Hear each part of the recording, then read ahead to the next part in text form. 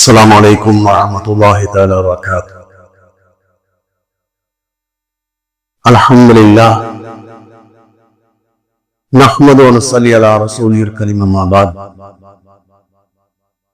فقد قال الله تعالى في القرآن العظيم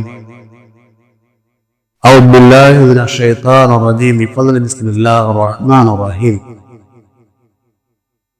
إنما يأمر مساجد الله من آمن بالله واليوم الآخر وأقام الصلاة وآتى الزكاة ولم يخش إلا الله فعسى أولئك أن يكونوا من المهتدين. صدق الله العلي العظيم. وقال رسول الله صلى الله عليه وسلم إذا رأيتم الرجل يقتاد المسجد فاشهدوا له بالإيمان. صدق رسوله الكريم.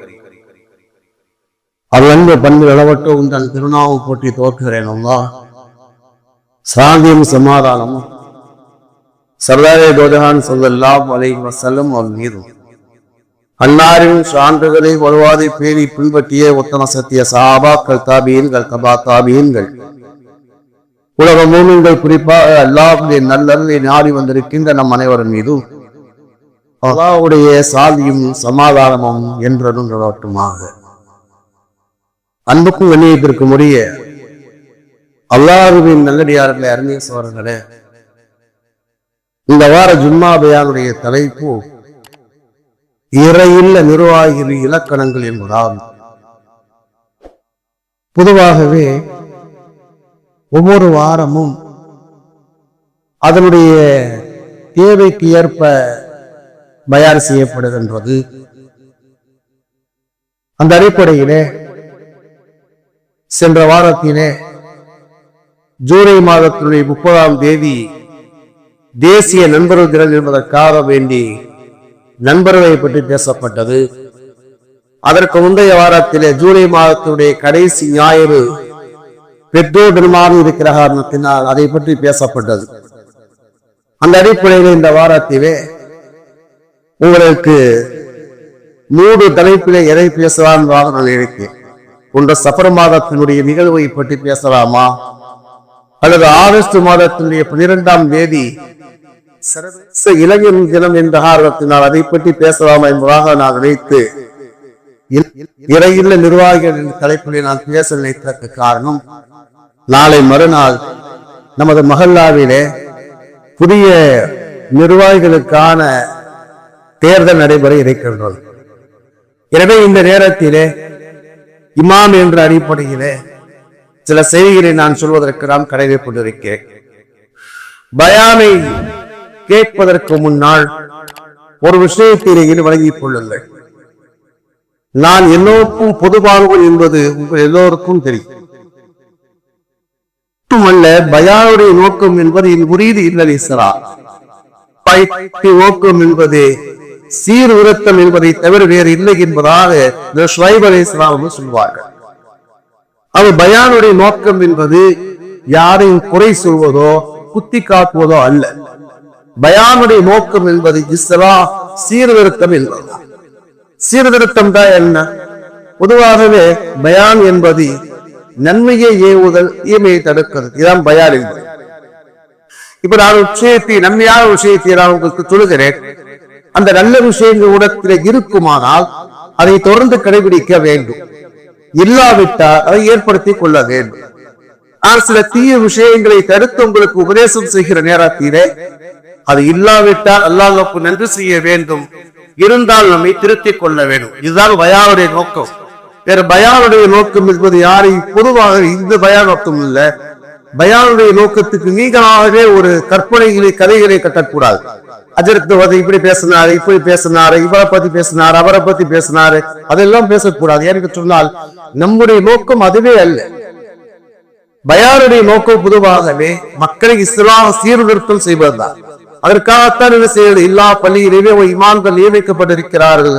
அதனால பயானுடைய நோக்கம் என்பது சீர்திருத்தம் என்பதை மனதிலே உள்வாங்கி கொண்டு இந்த பயானை கேட்குமாறு கேட்டுக் கொடுக்கின்றேன். பொதுவாகவே இந்த இறை இல்லம் மஸ்ஜித் என்பது மிகப்பெரிய தனி சிறப்பில் கூடியது. இந்த பள்ளிவாசல் சிறப்புகள் எங்களுக்கு நான் ஏற்கனவே சொல்லியும் இருக்கின்றேன். அது நிறைய சிறப்புகள் இருக்கின்றது. இதையே நாம் நிறைய பேசலாம். பொதுவாக பள்ளியினுடைய ஒவ்வொரு விஷயமும் சிறப்பில் கூடியது. ஏன்னு சொன்னால் அண்ணல் மஸ்ஜித் இந்த பள்ளிவாசல் என்பது அல்லாஹ்வுடைய வீடு. இந்த பள்ளிவாசல் என்பது இதுக்கு இறை இல்லம் என்பதுதான். அதனால பள்ளிவாசலிலே தொடர்புடைய எல்லாமே சிறப்பிற்குரியது. ஹஜ்ரத் ரசூலுல்லாஹி ஸல்லல்லாஹு அலைஹி வஸல்லம் சொல்வார், மின் அலிஃபல் மஸ்ஜித் அலிஃபகுல்லாஹ், பள்ளிவாசல் யார் நேசிக்கிறார்களோ அவளை அல்லாஹ் நேசிப்பதாக பெருமானார் சொன்னார்கள். பள்ளிக்கு வரக்கூடியவர்களை அல்லாஹ்வுடைய விருந்தாளிகளாக பெருமானார் சொன்னார். ஏதோ புக்காத்தி சாக்கிதுகா, இந்த பூமியிலே சிறந்த இடம் பள்ளிவாசலாக சொன்னார்கள். பெருமானார் ஒரு ஹதீஸிலே இப்படி சொன்னாரு, திருமதியிலே வருகிறது, இதா ராய்தும் ரஜுலை அத்தாதல் மஸ்ஜித் ஃபஷ்ஹுது. எவர் பள்ளியோடு அதிக தொடர்புடையவராக இருக்கிறார்களோ அவர் ஈமான் உடையவன் என்று நீங்கள் சாட்சி சொல்வது என்பவர் பெருமானார் சொன்னார். பள்ளியோடு எந்த மனிதருக்கு அதிகமாக தொடர்பு இருக்கிறதோ அவரை ஈமான் உடைய பெருமானார் சொன்னார். கலிமா சொல்லுகாரத்தினால் நான் பேரளவில் ஈமான் உடையவனாக இருந்தாலும் பள்ளியோடு எந்த அளவுக்கு நாம் அதிகமாக தொடர்புடையவர்களாக இருக்கின்றோமோ அவர் ஈமானிலே உறுதியாக அவர் முழுமை பெற்றவர்களாக பெருமானார் சொன்னார். அதே செய்தி வருகிறது. அதாவது அபூ ஹுரைரா அறிவிக்கிறார்கள், சபஹாத்துல் இமின்னுஹுமுல்லாஹ் ஃபீ யௌமின், சபஹாத்துல் இமின்னுஹுமுல்லாஹ் ஃபீ மில்லிஹி யௌம லா லில்ல இல்லா லில்லு.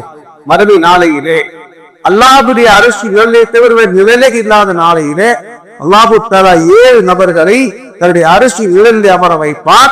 அதிலே ஒரு மன்னர் பைதறியார் என்று சொன்னால் வரஜுல் கல்புஹு முஅல்லகுன் பில் மஸ்ஜித், பள்ளியோடு அவருடைய இதயம் தொடர்புடையதாக இருக்குமானால் எப்போதுமே அந்த பள்ளியினுடைய தொடர்பு என்று சொன்னால் தொழுகைக்கு மட்டுமல்ல, பள்ளியினுடைய வளர்ச்சிக்காக முன்னேற்றத்துக்காக வேண்டி எந்த மனிதனுடைய இதயத்திலே இறை இல்லம் நிறைவேறுகின்றதோ அவர் அல்லாஹ்வுடைய அரிசி நிழலில் அமரக்கூடிய பாக்கியத்தை பெறுவதாக ஹஜ்ரத் ரசூலுல்லாஹி ஸல்லல்லாஹு அலைஹி வஸல்லம் சொன்னார்.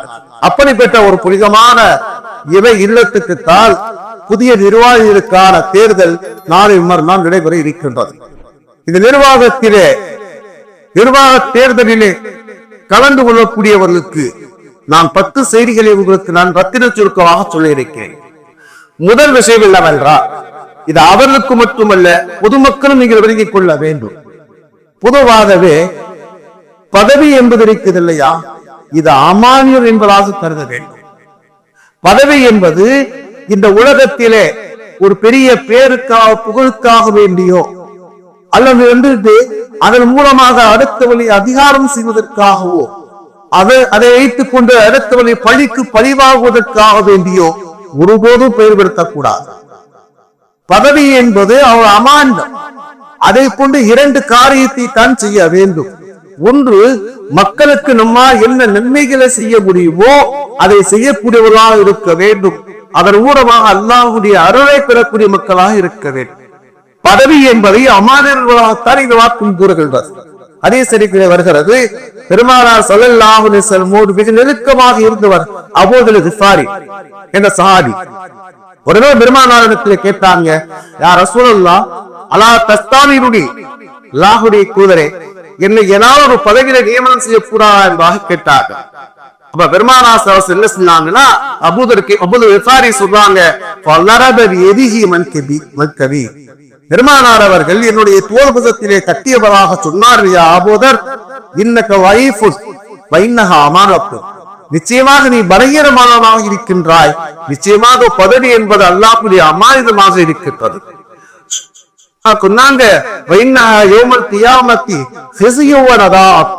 நிச்சயமாக அந்த பதவி என்பது மறுமை நாளையிலே ஒரு மனிதனுக்கு இழிவையும் கைசேரத்தையும் தரக்கூடியதாக இருக்கின்றது. இல்லாமல்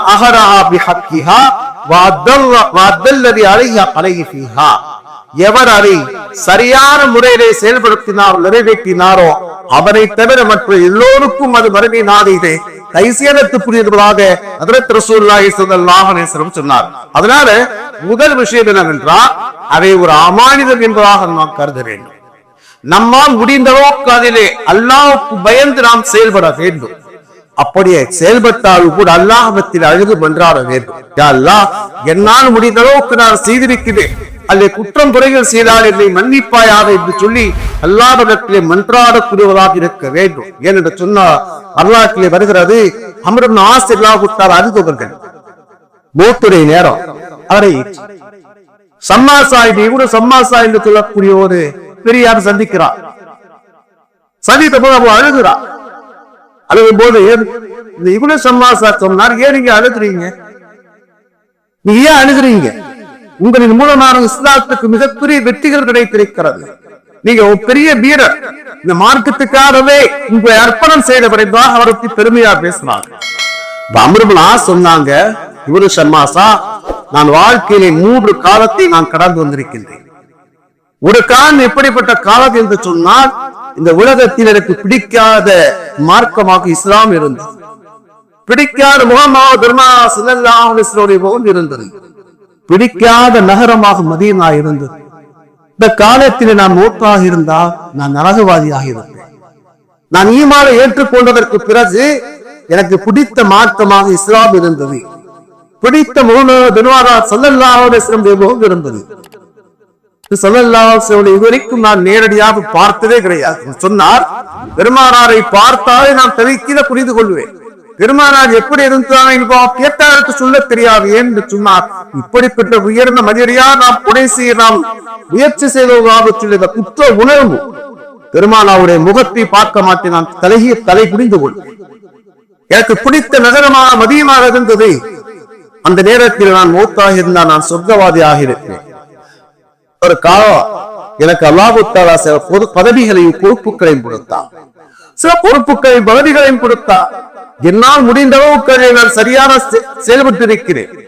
அதில் ஏதாவது குற்ற உதைகள் ஏற்பட்டு அதன் மூலமாக நான் தண்டிக்கப்படுவேனோ என்பதாக நினைத்து நான் அழுகிற பாகத்தில் அவங்க நாங்கள் அழுதாக வரலாற்றை நாம் காண.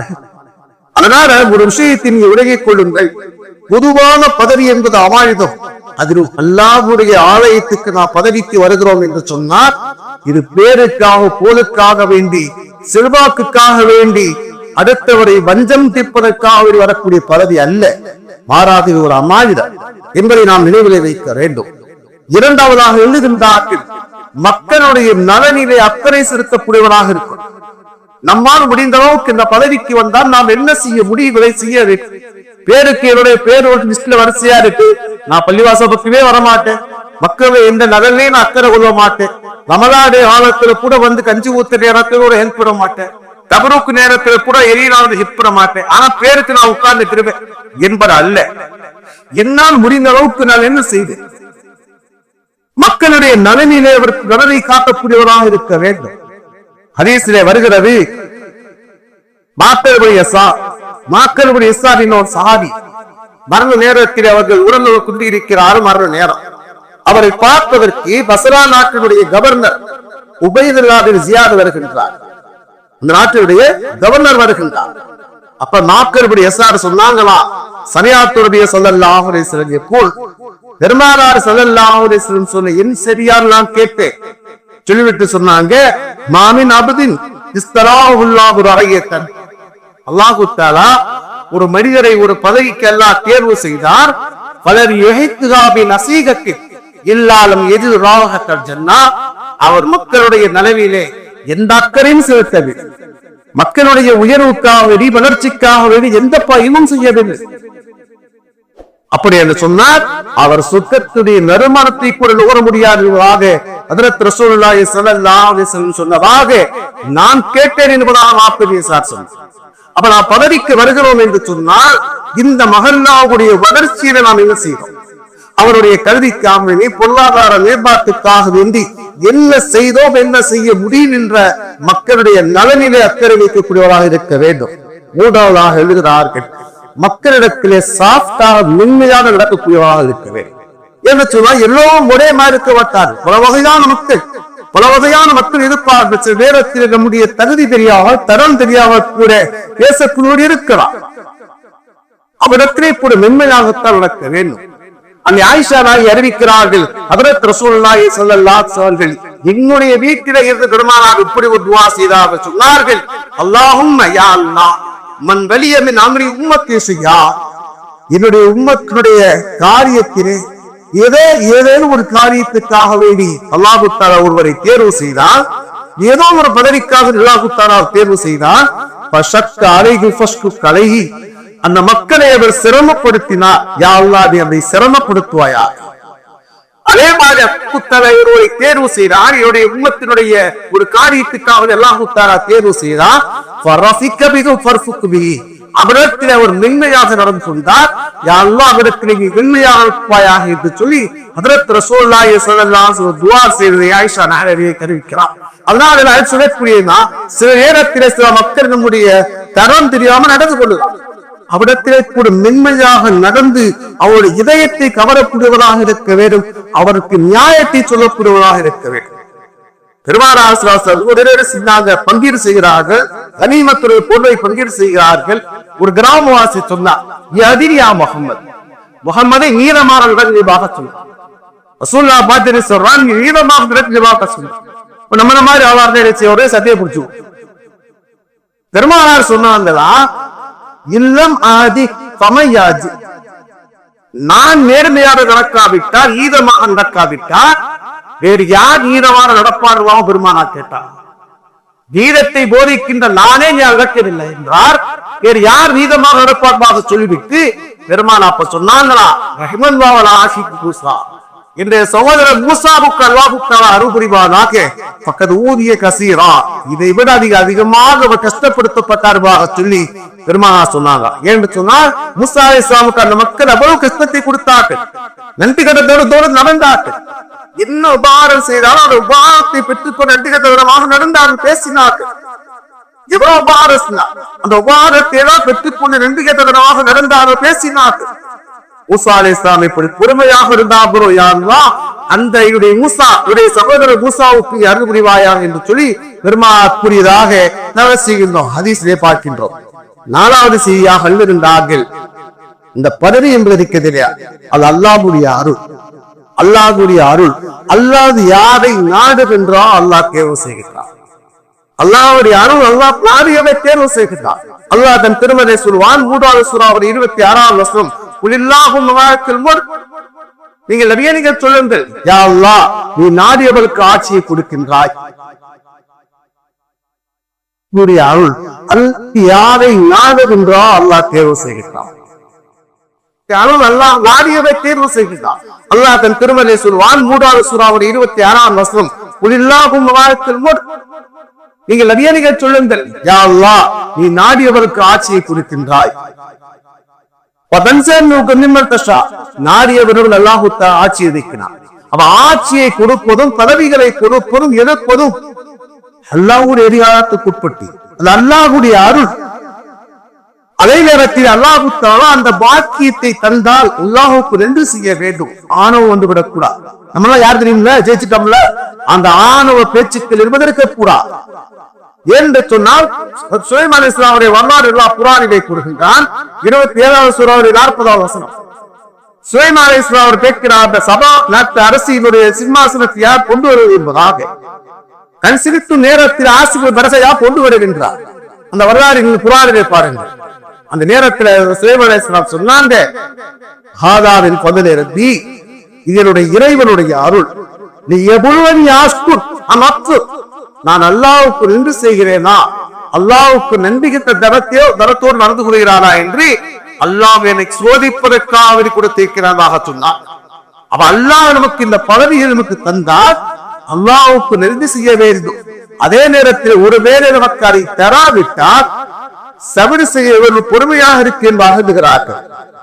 5வது செய்தி எழுதுகிறார்கள், பதவியிலே இருந்தாலும் இல்லாவிட்டாலும் நான் அல்லாஹ்வுக்காக வேண்டி பாடுபடக்கூடிய மக்களாக இருக்க வேண்டும். பதவியில இருந்தாலும் இல்லாவிட்டாலும் நம்ம பதவியில இல்லை, என்னால் ஒரு ஏழை போர் உதவி செய்ய முடியும், என்னால் ஒரு நல்ல ஆரியத்தை செய்ய முடியும் என்று சொன்னார். செய்யக்கூடியவர் சிறந்தவர்கள். நான் பதவியில இருந்தாத்தான் செய்வேன், இல்லாதான் செய்ய மாட்டேன் என்பது அது உலகத்தை மையமாக வைத்து செய்யக்கூடியது. எந்த நன்மையை நாம் பெற்றுக் கொள்ள முடியாது. சிறந்த மனிதனுக்கு பெருமானார் ஹதீஸ்ல சொன்னாங்க, தூபாரி அபதி ஆகிதன் இனாரை பரிசீபி சபீலில்லாஹ், அல்லாஹ்வுடைய பாதையிலே தன்னுடைய ஒட்டகத்தினுடைய மூக்கனா வெறி பிடித்துக் கொண்டு அல்லாஹ்வுக்காக போர் செய்யக்கூடிய அரியானுக்கு அல்லாஹ் தஆலா சொர்க்கத்தை கொடுப்பாராக சொல்லிவிட்டு பெருமானார் சொன்னாங்க. அந்த வீரன் எப்படிப்பட்டவர் தெரியுமா? சொன்னாங்க, அவனை முன்னிலைப்படுத்தினாலும் முன்னிலையில இருந்து அல்லாஹ்வுக்காக போர் செய்வான். அவனை படையிலே கடைசியில் நிறுத்தினாலும் கூட கடைசியில் அல்லாஹ்வுக்காக போர் செய்வான். சொர்க்கத்தை எல்லாம் புதியமாக பெருமானார் புவாசியை பார்த்து சொன்னார். அந்த ஹதீஸினுடைய அறிஞர் ஒரு மக்கள் எழுதுகிறார்கள், நம்ம அல்லாஹ்வுடைய பாதையில போருக்கு மட்டும் அல்ல, எந்த பதவியில இருந்தாலும் நாம் தளபதியாக இருந்தாலும் அல்லாஹ்வுக்காக போர் செய்ய வேண்டும். அதே நேரத்தில் நான் ஒரு சிப்பாயாக நியமிக்கப்பட்டாலும் கூட அல்லாஹ்வுக்காக செயல்படக்கூடிய மக்களாக இருக்க வேண்டும். அதே சரிவில் அவர்கள் வரலாற்றில் ஒரு செய்தி வருகிறது. ஆதிசியா யுத்தம். ஆதிசியா யுத்தம் என்பது ஈராக்கு ஆட்சி செய்த கிஸ்ரா நாட்டு அரசனுக்கு எதிராக கிஸ்ராவுடைய அரசனுக்கு எதிராக நடந்த யுத்தம் ஆதிசியா போர். அதற்கு உமரே ஃபாரூக் ஆட்சி காலத்தில் நடக்கின்றது. கூடியிருக்கிற காலிதுடைய தலைமையில அஸ்ஸாலே ஃபாரூக் அவர்கள் ஒரு தடவை நகர்வரம் வருகிறார்கள். நேரத்தில் சீடி கேட்டார் என்னவென்றால், மக்கள் பேசிக் கொண்டார்கள், காலிது இப்னு வலீத் படைக்கு தளபதியாக ஆட்சியிருக்கின்றார், அதனால போரிலே வெற்றி ஏற்படும், வெற்றிதான் ஏற்படுவா பேசிக் கொண்டார்கள். அதற்கு உமரே ஃபாரூக் அவர் அப்படியே அதிர்ந்து போனார். ஒரு மடலை எழுதினார்கள். அபூ உபைதத்துல் ஜர்ராஹ்விடத்திலே கொடுத்து அனுப்பினார்கள். சொன்னார்கள், நீங்கள் செல்லுங்கள், இந்த மடலை எல்லோருக்கும் மத்தியில் நீங்கள் படிக்கிறீர்களா? அபூ உபைதத்துல் ஜர்ராஹ் செல்கின்றார், அந்த மடலை படிக்கின்றார். அதில் எழுதப்பட்டிருக்கிறது, காலித் இப்னு வலீதை உடனடியாக தளபதி பதவியில் நான் நீக்கம் செய்கின்றேன், அபூ உபைதத்துல் ஜர்ராஹை நான் தளபதியாக நியமனம் செய்கின்றேன். காலித் இப்னு வலீத் ஒரு சாதாரண ஒரு சிப்பாயாக போர் செய்யத்துள்ளாக கூறுகிறார்கள். உடனடியாக காலித் வலீத் அந்த பதவி என்ன செய்கிறார்? அபூ உபைதத்துல் ஜர்ராஹிடத்திலே கொடுத்து விடுகிறார்கள். போர் முடிகிறது, வெற்றியோடு திரும்புகிறார்கள். நான் இங்கே வரலாற்றிலே கவனிக்க வேண்டிய செய்தி, அந்த மடலை படித்த போது காலித் இப்னு வலீத் அவர்கள் எந்த எதிர்ப்பும் தெரிவிக்கவில்லை. தனி கோஷ்டி சேர்க்கிற எதிர்ப்பு தெரிவிக்கிற என்னை நீக்கி திகழ்வாக பதவி விட்டு அவர் வெளியே வர சாதாரணமான சிப்பாயாக இருந்து போர் செய்தார்கள். ஓரலாம் முடிவு வந்ததற்கு பிறகு ஒரு தடவை இருந்த முறை பாறுபடத்திலே கேட்டார்கள், ஹலீஃபா அவர்களே, உங்களுக்கு அதிகாரம் நீக்கிறீர வாஸ்தவம் தான், என் மீது என்ன குற்றம் சொல்லணும், நீக்கப்பட்டால் காரணத்தை சொல்லு, என் மீது என்ன குற்றங்கள் சொல்லுவா? அப்பதான் முறை பாரூக் அவர் சொன்னார்கள், நீ உண்மையிலேயே என்னுடைய கண்ணியத்துக்கு உரியவர், என்னுடைய அன்புக்கு உரியவர், நீ எந்த ஒரு வகையான மோசடியில ஈடுபடவில்லை. அதே நேரத்தில் மக்கள் இப்படி பேசிக் கொண்டதை நான் கேட்கிறேன். அழிது கலந்து கொண்டார வெற்றியமாக மக்கள் பேசிக் கொண்டதை நான் கேட்பேன். வெற்றியை கொடுப்போம் அல்லாஹ் என்பதை இந்த மக்களுக்கு உணர்த்த வேண்டும். அந்த ஈமானுக்காகத்தானே பெருமானார் பாடுபட்டார்கள். அந்த ஈமானை மக்களுக்கு போதிப்பதற்காகத்தான், அதை உணர்த்துவதற்காகத்தான் நான் இவ்வாறு செய்ததாக சொன்ன போது காலித் இப்னு வலீத் சொன்னாங்க, என்னை அந்த பாவத்தை விட்டு உன்னை பாதுகாத்து அவர் நன்றி சொல்லிவிட்டு வந்ததாக வரலாறு என்கிறார்.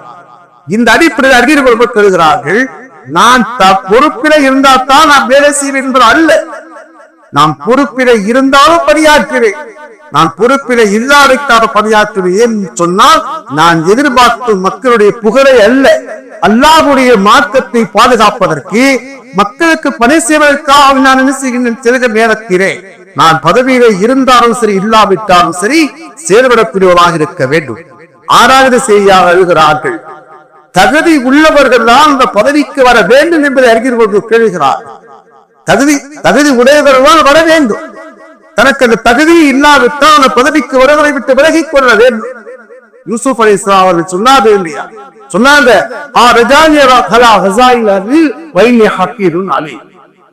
அந்த கருவூலத்தினுடைய காவலராக, கருவூலத்தினுடைய உணவுத்துறை மந்திரியாக நியமனம் செய்கிறதாக யூசுப் அலைஹிஸ்ஸலாம் கேட்டார்கள். காரணத்தை சொன்னார்கள், அதை நான் பாதுகாக்கக்கூடியவனாக இருப்பேன், அதை பற்றி அறிந்தவனாக சொன்னார்.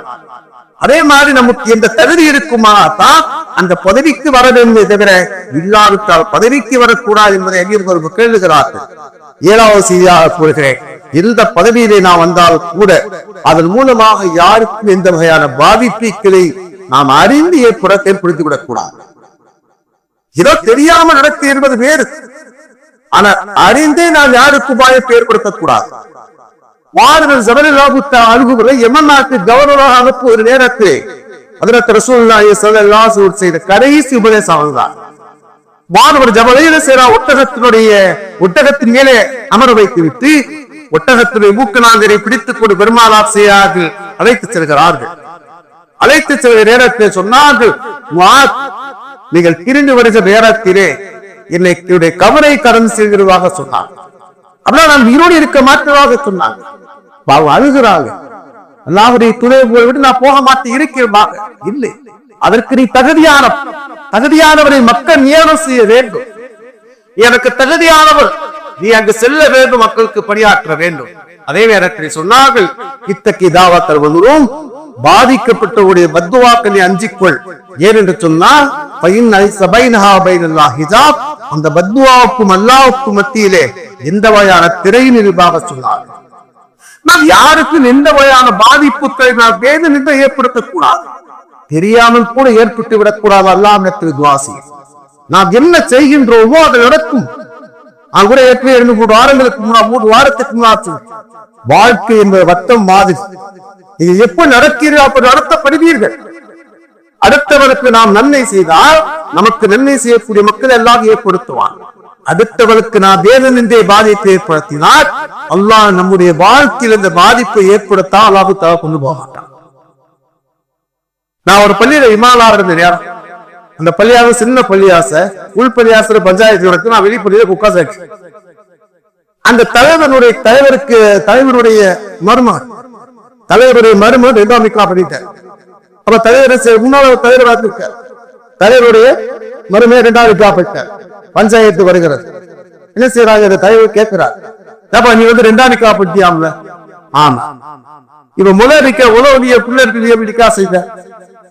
அப்ப அவர் சொன்னா, சிலத்துல நான் நிக்கா பண்ணாங்க, என்ன உங்க மகளை வர சொல்லுங்க, நான் வர வைக்கிறேன் சொன்ன. இப்ப கடைசியில வேணாம் முடிச்சுட்டு போயிட்டான். இத்தனைக்கும் அவன் ஆற்றல் படைத்த தலைவர், அவன் பொருளாதாரத்தையுமே அதிகாரத்தையும் வசதி படைத்தவரா அப்படி கேட்கிறான். பஞ்சாயத்து முடிச்சு வெட்டி விட்டு போயிட்டான்.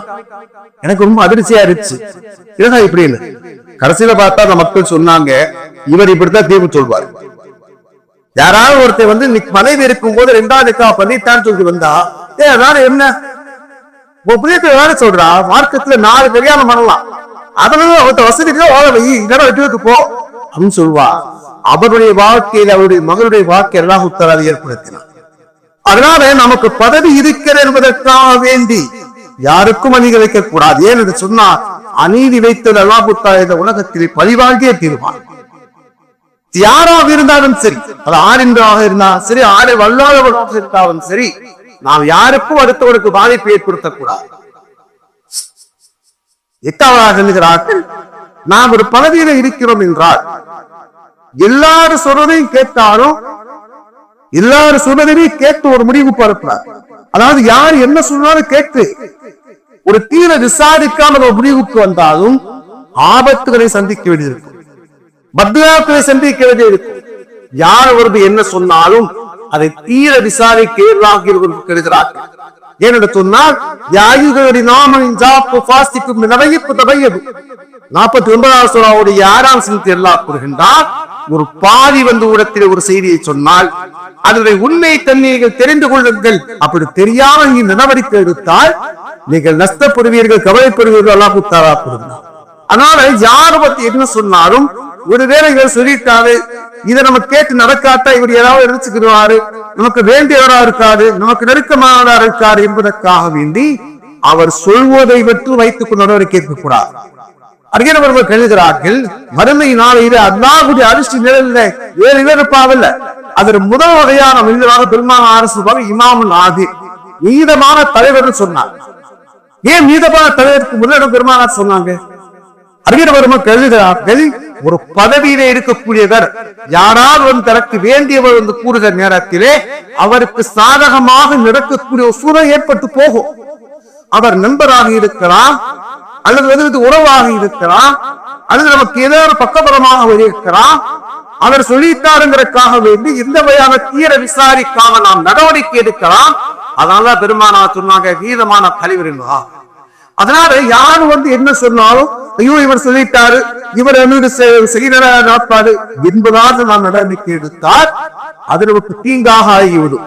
அதே நேரத்தில் 9வது செய்தியாக எழுதுகிறார்கள், யாருக்கு எதுவும் கேட்காமல் ஒரு முடிவு எடுத்தால் கூட நான் யாருமே ஆலோசனை கேட்க மாட்டேன், அது யாருடைய ஆலோசனை ஏற்றுக்கொள்ள மாட்டேன் என்பதாக இருந்தாலும் கூட பாதிப்புகள் ஏற்பட்டு போகும், பிரிவுகள் ஏற்பட்டு போகும். ஆனா அண்ணா தன் திருமறையில பெருமானாருக்கு சொல்வார்கள் 3வது சூறாவுடைய 151 எல்லாம் கூறுகிறான், அவிடத்தை ஆலோசனை செய்கின்ற அல்லாஹ் தஆலா கூறுகிறார்.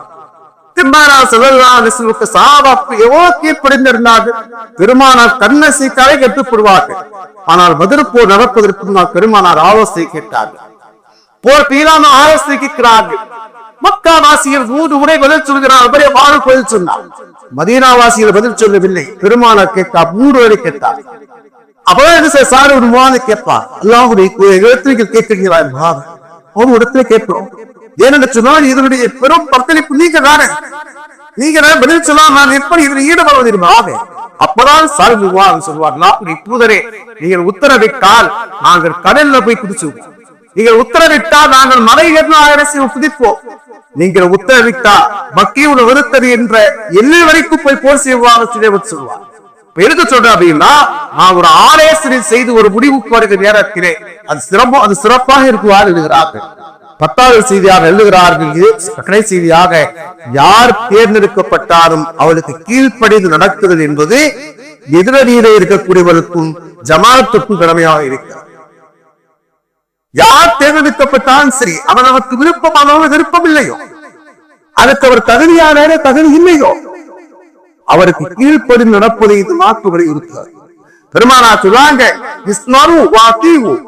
நீங்கள் செவிதாத்தி கேளுங்கள், கீழ்ப்படியுங்கள். ஒரு கருப்பு நிற மனிதன், இன்னொரு அப்தின்பாக வருகிறது, கருப்பு நிற மனிதன் ஒரு அடிமை உங்களுக்கு பொறுப்பாளியாக நியமிக்கப்பட்டாலும் கூட அவருக்கு கீழ்ப்படிந்து நடத்துவா பெருமானா சொன்னார். யார் நியமிக்கப்பட்டாலும் கீழ்ப்படிந்து நடத்த வேண்டும். பெருமானா தன்னுடைய மௌத்துடைய நேரத்தை கடைசியில் ஒரு போருக்கு முஸ்தாபத் செய்தியை நியமனம் செய்தார். படை புறப்படுவதற்கு பெருமானார் மௌத்தாயிட்டார். அபூபக்கர் சித்திக் ஆட்சிக்கு வந்த போது சொன்னாங்க, சஹாபாக்கள் சொன்னாங்க, முஸ்தாபத் செய்து வயசுல சிறியவர், அனுபவம் இல்லாதவர், அவருக்கு அவரை மாற்றி விடுகிறேன். அபூபக்கர் சித்திக் சொன்னார்கள், பெருமானார் யாரை நியமனம் செய்தார்களோ அவருக்கு கீழே பணியாற்றும் நாமத்திலே அபூபக்கர் சித்திக் பாராட்டுவதாக போய் போருக்கு சென்றார், அறிஞர் கொடுக்கிறார். அதனால நாம் யார் தேர்ந்தெடுக்கப்பட்டாலும் சரி அவளுக்கு ஒத்துழைப்பு கொடுக்க வேண்டும். இன்னும் சொல்ல போனா கடைசியா ஒரு செய்தி நான் சொல்லி விடுகின்றேன்.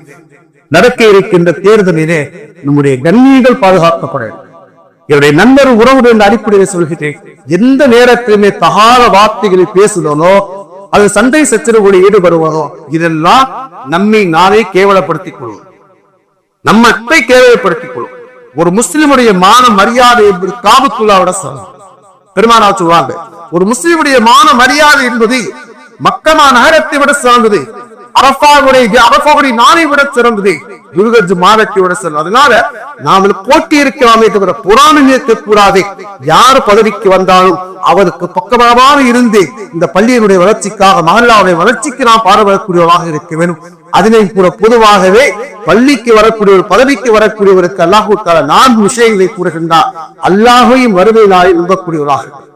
அப்ப என்ன அர்த்தம் என்று சொன்னால், நாம் எதை சுருக்கமாக சொல்றேன், எதை செய்தாலும் கூட மறுமை நாள் கொண்டு இருக்கிறது, அல்லாஹ்வுடைய சன்னிதானத்தில் நிறுத்தப்படுவோம், அதை பற்றி விசாரிப்படுவோம் என்ற இறையச்சம் பதவியில வரக்கூடிய ஒவ்வொருவருக்கும் இருக்க வேண்டும்.